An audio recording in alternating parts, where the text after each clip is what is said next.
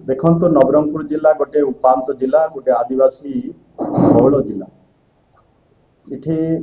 नवरंगपुर वासी दीर्घ दिन धरी दाबी थिला जे नवरंगपुर जिले में गोटे मेडिकल कॉलेज स्थापन करने किंतु गत दिन सरकार रे संभव हो पार ना किंतु आमर माननीय मुख्यमंत्री मोहन चरण माझी एवं स्वास्थ्य मंत्री डॉक्टर मुकेश महाली प्रयास रे आमर जो दाबी को से ग्रहण कले। आज नवरंगपुर जिले में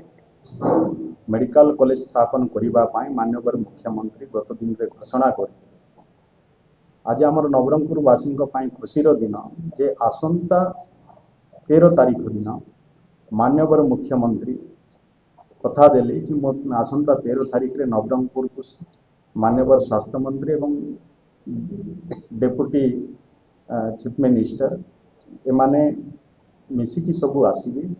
एवं आसंता 13 तारीख रे मेडिकल कॉलेज रो नवरंगपुर रे तार शिलान्यास करिवे। ये आम नवरंगपुर वासी खुशी दिन निश्चय नवरंगपुर जो आवश्यकता थिला यदि नवरंगपुर रे मेडिकल कॉलेज हम निश्चय ये अंचल रे स्वास्थ्य सेवा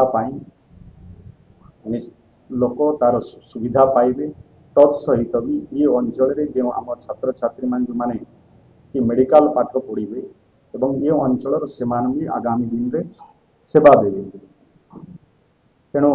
निश्चय मान्यवर मुख्यमंत्री एवं मान्यवर स्वास्थ्य मंत्री ये जो निष्पत्ति नेले निश्चय ये स्वागत योग्य। आमे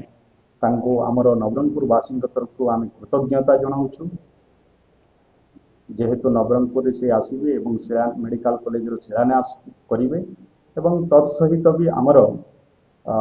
मान्यवर उपमुख्यमंत्री जो विभाग रे अछंती टूरिज्म डिपार्टमेंट से भी मान्यवर मुख्यमंत्री आउ एक नुआ योजना जो माने कि श्री जगन्नाथ ओडिशार आराध्य देवता श्रीक्षेत्र की भी अनेक लोक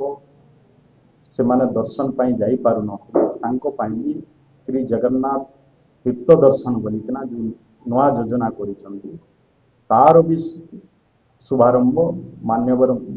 मुख्यमंत्री मोहन चरण माझी एवं मान्यवर उपमुख्यमंत्री श्रीमती प्रभाती परिड़ा तार भी फ्लैग अप करिकी से माने एठी भी तार भी शुभारंभ नवरंगपुर जिले में 13 तारीख रे हब। तेणु से दिन जेहेतु